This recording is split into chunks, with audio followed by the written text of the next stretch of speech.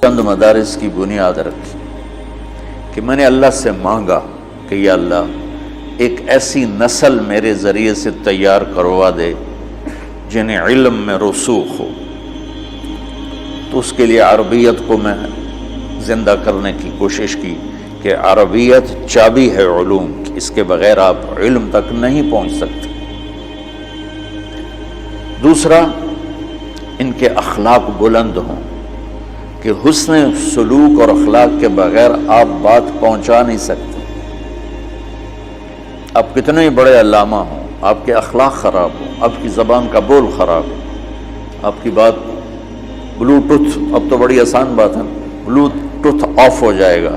تو جو کچھ آپ اس کو شفٹ کرنا چاہتے ہیں وہ شفٹ نہیں ہوگا۔ یا جیسے وہ ہوتا ہے واٹس ایپ، اور واٹس ایپ بھیجنا چاہتے ہیں، اگلے کے پاس واٹس ایپ ہے ہی نہیں تو جائے گا ہی نہیں۔ تو علم والی نسل ہو، اخلاق والی نسل، انہیں برداشت کرنا۔ بہت پہلے کی بات ہے، ایک تاجر نے مجھ سے کہا، مولانا مدرسے کے طلبہ میں غصہ زیادہ ہوتا ہے کالج کے لڑکوں کی نسبت، اس کی کیا وجہ ہے؟ تو مجھے اس وقت سمجھ میں نہیں آیا کہ اس کی کیا وجہ ہے، تو میں نے ویسے ہی بات ڈال دی کہ ان کے ساتھ شیطان بڑا ہوتا ہے چونکہ یہ بڑا کام کرتے ہیں۔ لیکن بعد میں مجھے سمجھ میں آیا، جب میں خود پڑھانے میں لگا، حسنین کا نظام چلا اور مجھے پڑھانے کا موقع ملا، کہ ہم تمہیں بد اخلاق بناتے ہیں، کہ تمہیں نہ اخلاق پڑھاتے ہیں، نہ بتاتے ہیں، نہ سکھاتے ہیں، اور صرف فقہ فقہ فقہ فقہ، حلال حرام جائز ناجائز۔ وہ دل مر جاتا ہے، دماغ میں کرنٹ زیادہ آ جاتا ہے،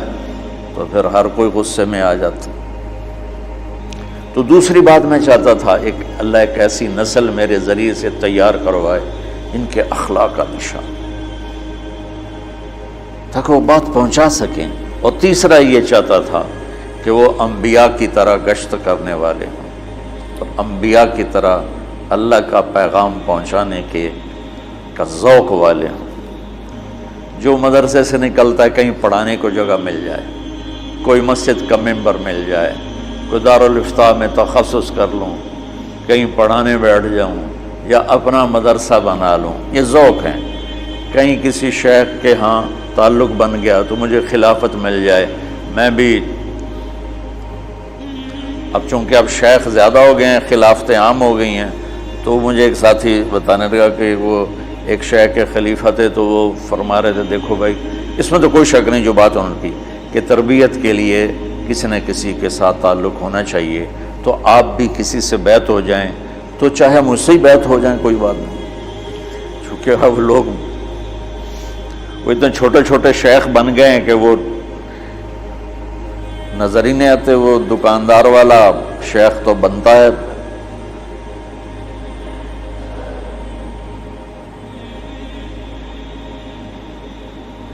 تو تربیت کا فقدان ہے۔ تو میری تمنا تھی کہ تم نبیوں والا درد تمہارے اندر ہو، اور نبیوں کو ایک ہی جگہ اللہ تعالیٰ نے کھڑا کیا، انا ارسلنا نوحا الی قومہ ان، بولو، ارے بولو زور سے، ان انذر قومک من قبل ان یأتیہم عذاب علیم،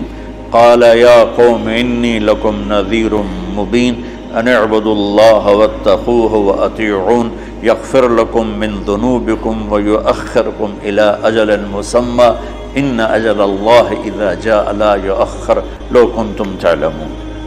یہ آگئے پہلے رسول۔ اب آخری رسول پر آ جاؤ، یا ایہا المدثر قم فانذر، یا نوح انذر قومک، یا حبیبی قم فانذر۔ سارے نبی ایک نقطے پہ جمع ہوتے نظر آ کہ بھیجا جا رہا ہے، ممبر پہ نہیں بٹھایا جا رہا، باہر بھیجا جا رہا ہے، خانقاہ میں نہیں بٹھایا جا رہا، باہر بھیجا جا رہا ہے کہ جاؤ، انذر۔ اچھا، نوح علیہ السلام کے انذر میں مفعول بہی کا ذکر ہے، انذر قومک، چونکہ وہ قوم کے لیے تھے۔ ہمارے نبی کے انذر کے آگے مفعول بہی کا ذکر نہیں۔ جب مفعول بہی کا ذکر نہیں ہوتا تو پھر عموم، اس میں عموم کی طرف اشارہ ہوتا ہے کہ میرے نبی نے پوری کائنات کے انسان جنات کو پیغام پہنچانے کا کام کرنا ہے۔ انذر ڈرانے کو نہیں کہتے، پیغام پہنچانے کو کہتے ہیں، سلیقے کے ساتھ، طریقے کے ساتھ، ہمدردی کے ساتھ، اور معاصی کا نقصان سمجھانے کو انذر کہتے ہیں۔ تو آپ دیکھو انبیاء کی محنت ایک طرز پہ کھڑی، انذر اور بشیرا ونذر وما ارسلناک الا کافۃ للناس، بولو بشیرا و یا قوم انی لکم نذیر۔ تو اب قرآن میں غور کرو، میں چاہتا ہوں آپ جب نکلو چلے کے لیے تو آپ کے سامنے قرآن ہو، طارق جمیل نہ ہو، رائمنڈ نہ ہو، قرآن ہو، تاکہ اگر ہم دنیا سے چلے بھی جائیں، جیسے ہمارے کئی استاد دنیا سے چلے گئے، لیکن ہم تب عملی طور پر چاہے اب تبلیغ میں جانا کم ہو گیا کہ کچھ درد، کچھ